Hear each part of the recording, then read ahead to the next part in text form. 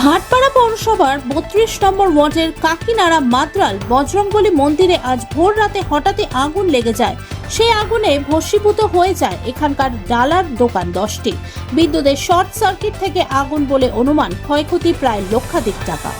এটা মোটামুটি রাত্রি 2:30 থেকে 2:45-র মধ্যে এটা হয়েছে। কারণ মন্দিরের উল্টো দিকে যে বাড়ি আছে, মাসিমা প্রথমে আগুন দেখতে পেয়েছেন, দেখে চিৎকার করেছেন, ওনার ছেলেকে ডেকেছেন, বৌমাকে ডেকেছেন, আশেপাশে সব। এবং আমাদের মন্দিরের ভেতরে যিনি থাকেন, বাবলা বিশ্বাস বলে একজন থাকেন, আমাদের মন্দিরের সদস্য এবং সেবক, সে দেখে সবাইকে ডাকাডাকি করেছে।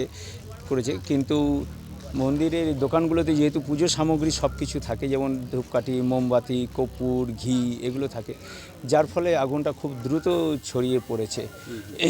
আমাদের এখানে সাবমার্সিবলের ব্যবস্থা আছে, যেটা দিয়ে আমরা জল দিয়ে নেবানোর চেষ্টা করেছি। ফায়ার ব্রিগেডকেও খবর দেওয়া আছে, ফায়ার ব্রিগেড সাথে সাথে চলে এসছে, কিন্তু ততক্ষণে সমস্ত দোকান শেষ হয়ে গেছে। আগুন লাগলো বলে মনে হয়?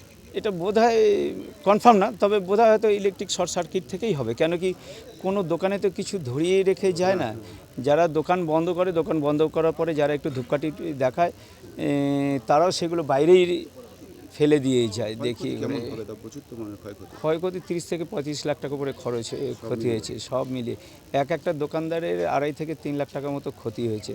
শুধু তাই না, গতকাল যে ব্যবসা করেছে তারা ব্যবসার টোটাল টাকাটাই সবারই এখানটাতেই ছিল। কেন কি যে এখানে টোটাল 13টা দোকান, তার মধ্যে 10টা দোকান পুরো ভস্মীভূত হয়ে গেছে। এখন আমরা তো সরকারের কাছে এবং পৌরসভার চেয়ারম্যান এবং এখানে যে এমএলএ সাহেব বর্তমানে আছেন, তাদেরকে আমরা আবেদন রাখবো যাতে এই দোকানদারদেরকে যাতে একটা পাকাপোক্ত দোকানে যাতে ব্যবস্থা করে দেওয়া যায় ইমিডিয়েট। কেন কি দোকানদাররা সবাই খুবই গরিব, এরা এক প্রকার ধার বাকিতেই কারবারটা করে, মহাজনদের থেকে ধারে মাল নেয়, ব্যবসা করে মহাজনদেরকে শোধ করে। সুতরাং না এদের পক্ষে সম্ভব, না আমাদের মন্দির পকেটে কমিটির পক্ষেও সম্ভব কিছু করার। তাই আমরা প্রশাসনের কাছে দ্বারস্থ হচ্ছি যাতে দোকানগুলি ইমিডিয়েট যাতে বানিয়ে দেওয়া যায়। কারণ কি এরা যদি 1 মাস কেন 1 সপ্তাহ যদি বসে থাকে, তাহলে এদের ঘরের উনুন ধরানোটাই মুশকিল হয়ে যাবে। আমার নাম অরুণ সিনহা, মন্দির কমিটি সেক্রেটারি সঙ্গে। হ্যাঁ, আমরা রাত্রেবেলা শুনেই আমরা সবাই এসেছি 4টের সময় থেকে।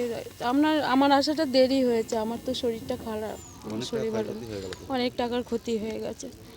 আমরা একটা আর কিছু বলতে পারছি না। আমরা চাই ঠাকুর সরকার আমাদের একটু হেল্প করুক, আর কিচ্ছু দরকার নেই।